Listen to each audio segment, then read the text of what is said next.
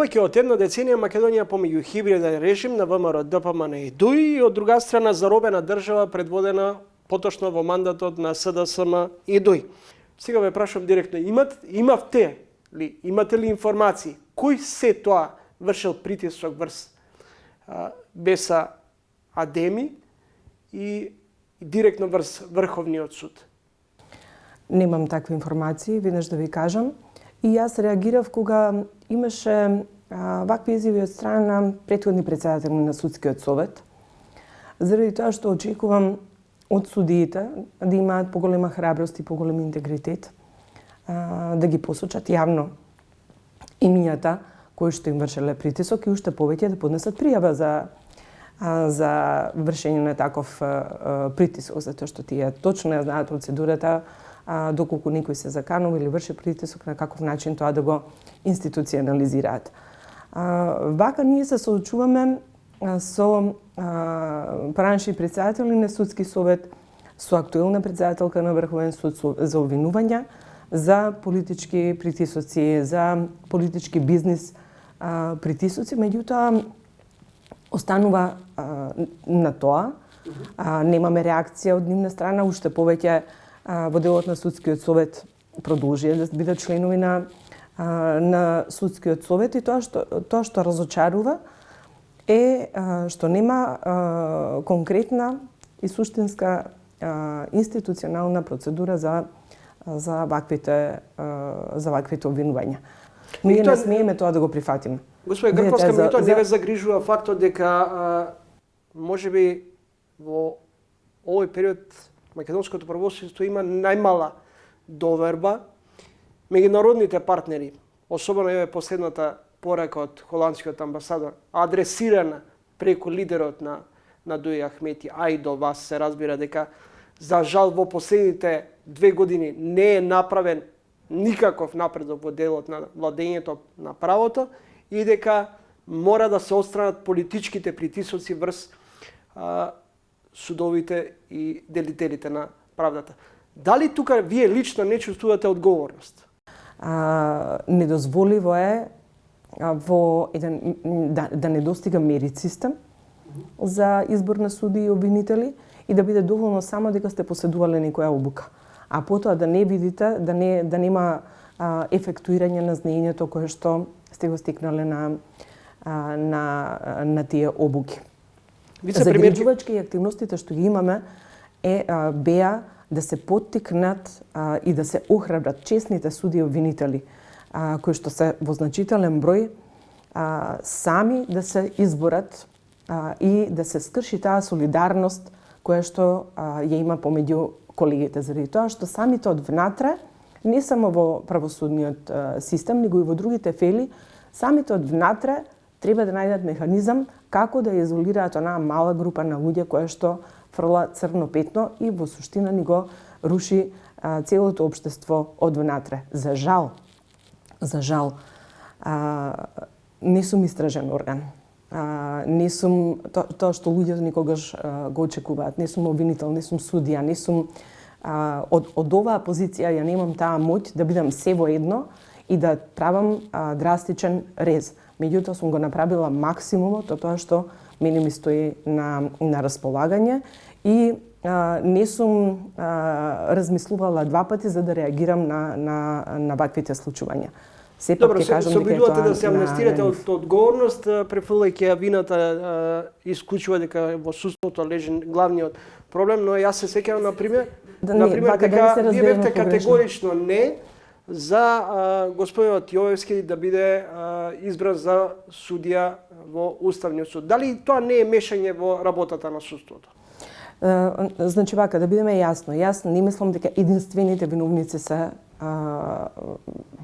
во правосудниот систем. Меѓутоа, најслабата алка, и тоа секогаш го зборувам, се покажува дека е правосудниот систем.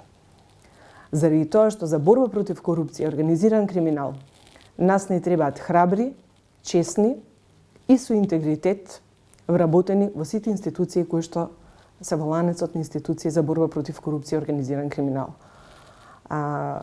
Со плашливи луѓе не може да има успех во во оваа битка.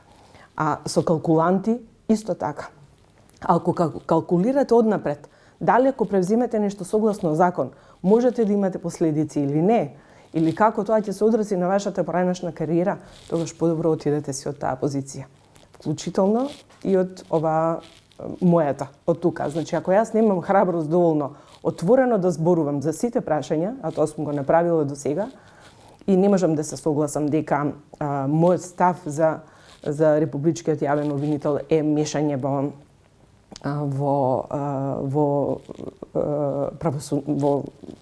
работата на правосудните органи, заради тоа што станува збор за јавен избор во собранието за кандидати, кои што треба собранието да ги бире, и како што имаат право сите да коментираат и за нас како кандидати, така имам право и јас да го кажам својот став, дали сметам дека некој заслужува да ја добие таа позиција или не. Исто како што сметам дека имаме право да ги коментираме веќе донесените судски одлуки. Господа Грковска, зошто во изминатиот период не беа преземени чекори, не беа отворени истраги за лицата кои се наведени на американската црна листа? Американската амбасадорка Агилер изрази загриженост зошто надлежните институции се немокни или се инертни да отворат истраги за лица за кои постојат реални сомнежи за корупција и криминал. Мене прво како граѓанин, потоа и како вице-премиер во оваа улога, ме разочарува таа една леснотија на непрофесионално постапување, на неказнивост, на немање на чувство на одговорност прво кон себе како граѓанин нели во оваа држава, затоа што ние сите го креираме ова општество во кое живееме. И едно немање на чувство како непостапување во согласно за законските надлежности кои што им стојат на располагањето на институциите, во суштина ни се руши системот однатре и една, ако можам така слободно да кажам, една бесрамност да не допира до нив ниту една реакција, ни од граѓаните, ни од нас, кои што навистина би сакале да имаме и да видиме промена и праведно и правично постапување од страна на истражните и правосудните органи за доброто на сите нас, ниту пак како реакција на меѓународните партнери да има барем некакво поместување во овој дел. Вие гледате дека и покрај покренувањето на одредени случаи, и покрај актуелни случаи, само бевме сведоци дека во наредните неколку дена беше кажано дека ќе се направи контрола, зашто обвинителствата не постапиле, докај се со постапките, и после тоа речи се нема никаква реакција, ниту информација во јавноста каков е наодот. Од друга страна, ние бевме сведоци дека може да бидат и ефикасни и ефективни кога станува збор за нивните интереси. Ние бевме сведоци дека Советот за јавни обвинители го смени етичкиот кодекс само за да може да казни обвинителката Ленча Ристовска согласно ново изгласаниот кодекс, заради тоа што јавно проговорила во јавност и ја критикувала работата на Советот за јавни обвинители. Значи тогаш во таков случај можеме да бидеме и ефикасни и експедитивни се, меѓутоа во другите случаи такво нешто не можеме да видиме, за жал. Ако препознавате двојни аршини, дали може би е погрешно што судиите имаат доживотен мандат?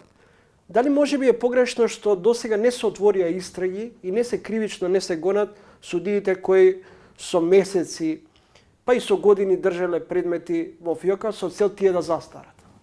За жал, независноста која што ние како креатори на политика сме им ја возможиле, не се користи во онаа смисла да се постапува по случаи, по предмети непристрасно, правично и праведно, без разлика за тоа за кого станува збор. И пак ќе потенцирам тоа што го зборувам 2 години откако сум на оваа позиција. Независноста не значи самоволија, не значи нетранспарентност, не значи лежерност, не значи неодговорност. Напротив, независноста што секоја власт, секоја институција ја има, е уште поголема одговорност према граѓаните на оваа држава. Заради тоа што тогаш одговорноста е само на оние кои што ја има таа независна позиција. Следите тренинг интервју со вице-премиерката за добро владење Славица Грковска.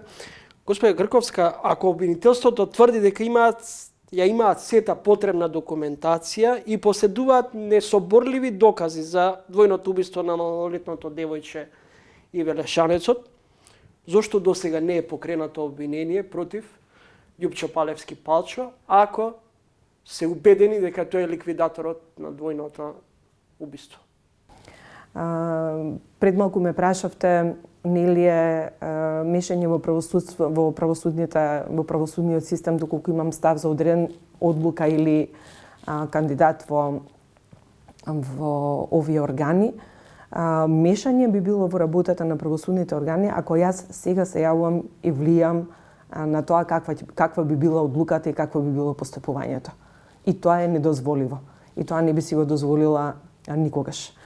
Очекувањата на целата јавност е дека конечно некои лекции би требало да ги научиме после 30 години независност. И дека до сега имало доволно примери кои покажале дека заради несоодветна,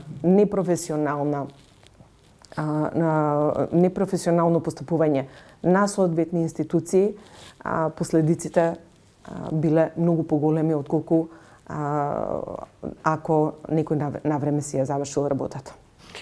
Директорката на Управата за јавни приходи Лукаревска во минато неделното гостување во Трилинг се пофали дека спречиле ланец на нафтени компании кои сакале да изиграат државата затајувајќи данок. Дали тука за вас можеби не е симптоматично што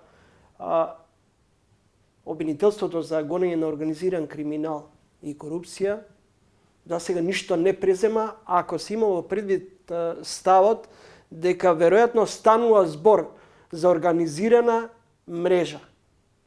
Сметам дека веднаш треба да отвори случај обвинителството за организиран криминал и недопустливо е господинот Абази откако избран да го нема во јавноста воопшто. Ние не сме го виделе во јавноста да излезе да и соопшти на јавноста што работи обвинителството за организиран криминал, какви случаи, кои случаи, дали има завршени некои случаи да ја информира јавноста за тоа.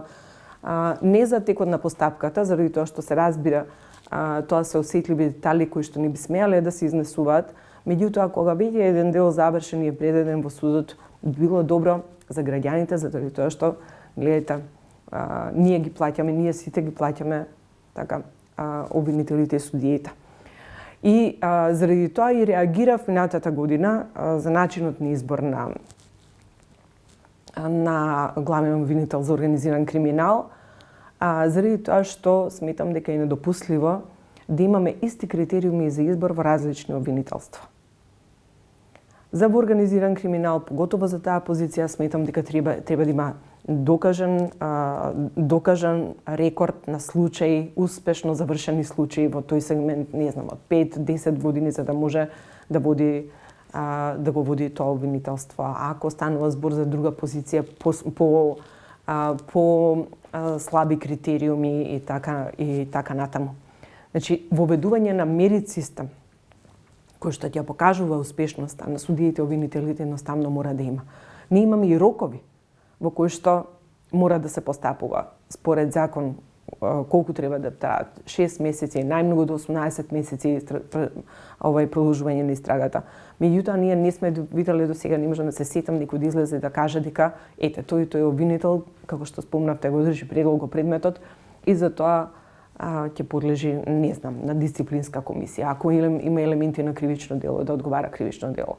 Јас сум сигурна дека доколку се најде некој храбар во обвинителските и во истражните, обвинителските и во судските органи да покрене кривична постапка, се разбира доколку има сериозна аргументација за обвинители и судии кои што се во ланец на корупција и организиран криминал, и доколку успешно заврши таа постапка, дури тогаш ние можеме да зборуваме дека граѓаните ќе почнат да враќат довербата во правосудниот систем и генерално во институциите.